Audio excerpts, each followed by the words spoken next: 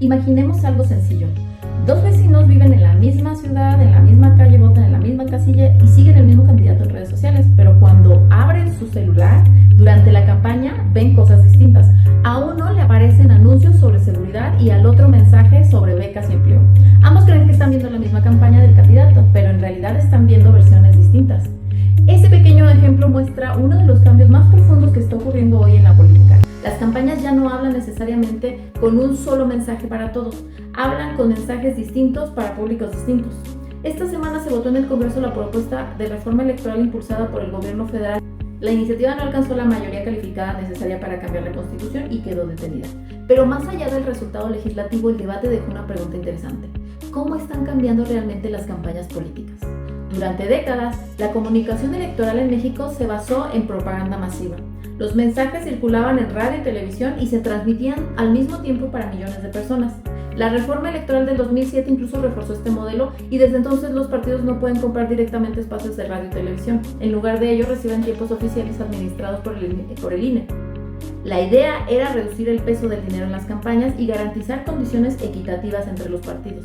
Pero mientras la regulación electoral se concentraba en la televisión y el radio, el ecosistema de comunicación cambió. Las campañas empezaron a trasladarse hacia las redes sociales y hacia la publicidad. Y aquí aparece un dato interesante. En el proceso electoral federal del 2024, los partidos políticos reportaron al INE alrededor de 466 millones de pesos en gasto de propaganda digital. Ese dinero invertido principalmente en plataformas como Facebook, Instagram y YouTube. Eso significa que la publicidad digital dejó de ser un complemento menor para las campañas. Hoy es una parte central de la estrategia electoral.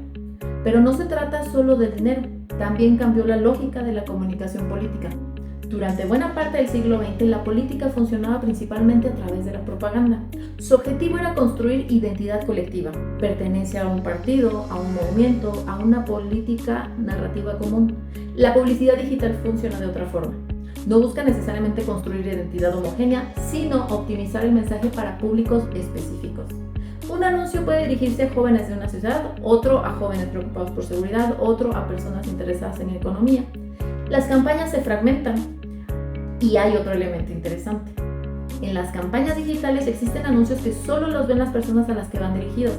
En la literatura de la comunicación política se conoce como dark ads. Son mensajes que pueden aparecer únicamente en el celular de ciertos usuarios y desaparecer después de algunos días. Eso significa que distintos grupos de votantes pueden estar viendo versiones distintas del mismo candidato sin que necesariamente todos los ciudadanos o incluso los adversarios políticos vean esos mensajes. Durante décadas, incluso el discurso político circulaba en espacios relativamente públicos, los spots de radio, de televisión, los debates. Hoy, una parte de la campaña ocurre dentro de las plataformas digitales, dirigidas a audiencias específicas. Y ese cambio también tiene una dimensión económica interesante. Muchos años, buena parte del dinero de las campañas circulaba en medios nacionales o locales, estaciones de radio, televisor, regionales, periódicos. Hoy, parte creciente de ese gasto termina en plataformas tecnológicas globales. Y este fenómeno no es un fenómeno exclusivo de México. De hecho, ocurre prácticamente en todas las democracias donde las campañas han adoptado herramientas de publicidad digital. Pero sí plantea una pregunta interesante. El sistema electoral mexicano se diseñó para regular la propaganda de masas en radio y en televisión, pero la política se está desplazando hacia el entorno donde los mensajes pueden ser personalizados, segmentados y distribuidos dentro de plataformas digitales.